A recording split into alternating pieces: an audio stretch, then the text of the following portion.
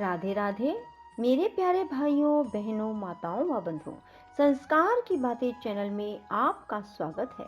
बंधुओं, आज मैं अपनी वीडियो में आपको सुना रही हूँ एकादशी व्रत पारण के समय सुनी जाने वाली तुलसी माता की कथा।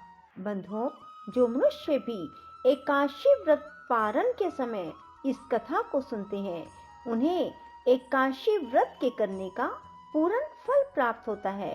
बंधुओं, पूर्ण विश्वास के साथ एकादशी व्रत पारण के समय इस कथा को अवश्य सुने और एकादशी व्रत के पूर्ण फल को प्राप्त करें। बंधुओं, यदि आपने YouTube चैनल संस्कार की बातें अब तक सब्सक्राइब नहीं किया तो जरूर करें और बेल आइकन दबाना ना भूलें, ताकि आपको हमारी आने वाली सभी वीडियोस की जानकारी सबसे पहले हो सके। बोलो तुलसी माता की जय हो। हमने आपके मुख से तुलसी के पत्र और पुष्प का शुभ महात्म सुना, जो भगवान विष्णु को बहुत ही प्रिय है। अब हम आपसे तुलसी की पुण्य में कथा को सुनना चाहते हैं। व्यास जी बोले, ब्राह्मणों, पहले स्कंद पुराण में मैं जो कुछ बतला आया हूँ वही यहाँ भी कहता हूँ। शतानंद मुनि के शिष्य कठोर व्रत का पालन करने वाले थे। उन सब ने एक दिन अपने गुरु को प्रणाम करके परम पुण्य और हित की बात पूछी। शिष्यों ने कहा, नाथ, ब्रह्म वेताओं में श्रेष्ठ आपने पूर्व काल में ब्रह्मा जी के मुख से तुलसी जी के जिस कथा का श्रवण किया था, उसको हम सब सुनना चाहते हैं। शतानंद जी बोले, शिष्यगण, तुलसी जी का नाम उच्चारण करने पर ही असुरों का दर्प दलन करने वाले भगवान श्री विष्णु प्रसन्न हो जाते हैं। मनुष्य के पाप नष्ट हो जाते हैं, उन्हें अक्षय पुण्य की प्राप्ति होती है, जिसके दर्शन मात्र से करोड़ों गोदान का फल प्राप्त होता है।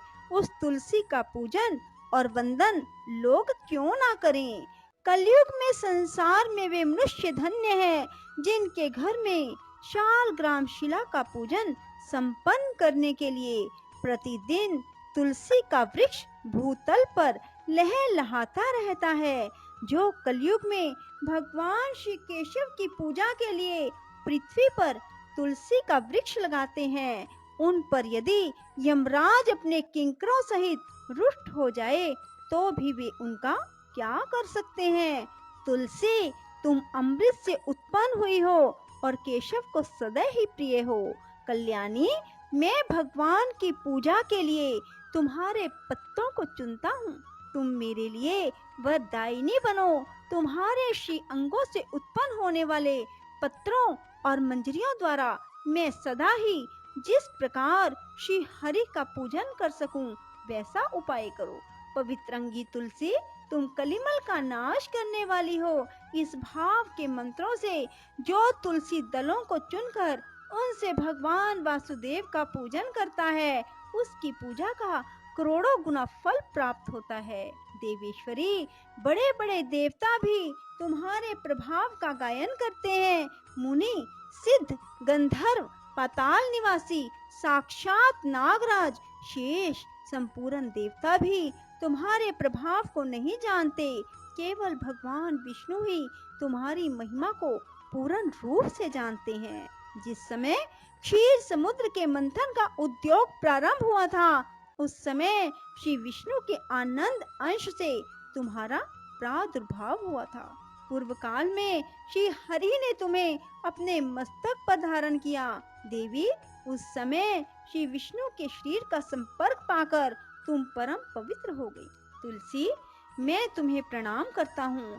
तुम्हारे श्री अंग से उत्पन्न पत्रों द्वारा जिस प्रकार श्री हरि की पूजा कर सकूं, ऐसी कृपा करो, जिससे मैं निर्विघ्नता पूर्वक परम गति को प्राप्त हूँ। साक्षात श्री कृष्ण ने तुम्हें गोमती तट पर लगाया और बढ़ाया था।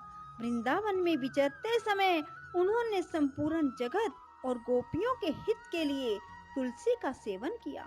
जगत प्रिया तुलसी, पूर्व काल में वशिष्ठ जी के कथन अनुसार श्री रामचंद्र जी ने राक्षसों का वध करने के उद्देश्य से सरयू के तट पर तुम्हें लगाया था।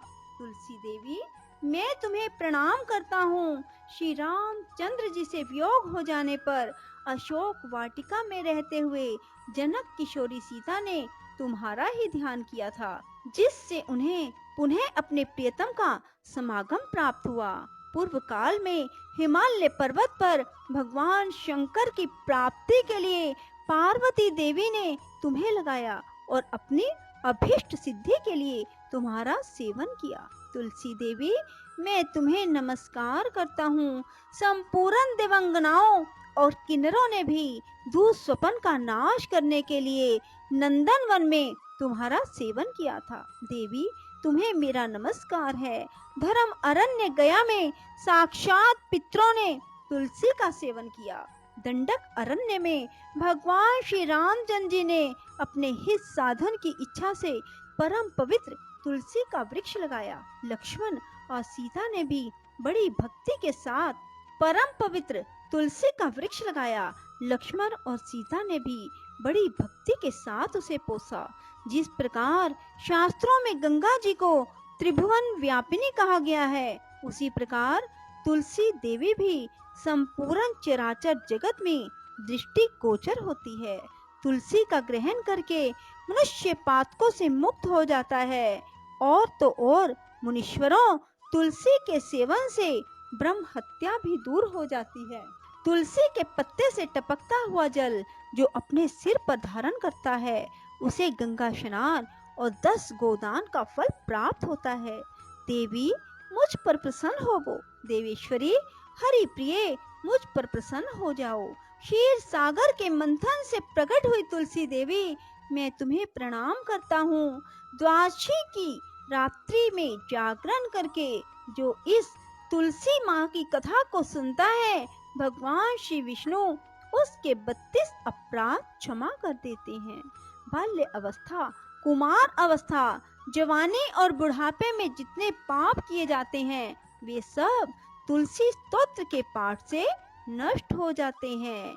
तुलसी के स्तोत्र से संतुष्ट होकर भगवान सुख और अभ्युदय प्रदान करते हैं। जिस घर में तुलसी जी की इस कथा को सुना जाता है, पढ़ा जाता है, उसका कभी अशुभ नहीं होता, उसका सब मंगल ही होता है, किंचित भी अमंगल नहीं होता। उसके लिए सदा सुकाल बना रहता है, वह घर प्रचुर धन धान्य से भरा रहता है। तुलसी जी की इस कथा को सुनने से मनुष्य के हृदय में भगवान विष्णु के प्रति अविचल भक्ति होती है, उसका वैष्णवों से कभी वियोग नहीं होता। इतना ही नहीं, उसकी बुद्धि कभी अधर्म में प्रवृत्त नहीं होती। जो द्वादशी की रात्रि में जागरण करके तुलसी जी की इस कथा का पाठ करता है, उसे करोड़ों तीर्थों के सेवन का फल प्राप्त होता है। बोलो विष्णु भगवान की जय, तुलसी माता की जय। राधे राधे, जय श्री कृष्णा। बंधुओं, यदि आपको हमारी वीडियो पसंद आए तो इसे लाइक करें और शेयर भी जरूर करें। धन्यवाद।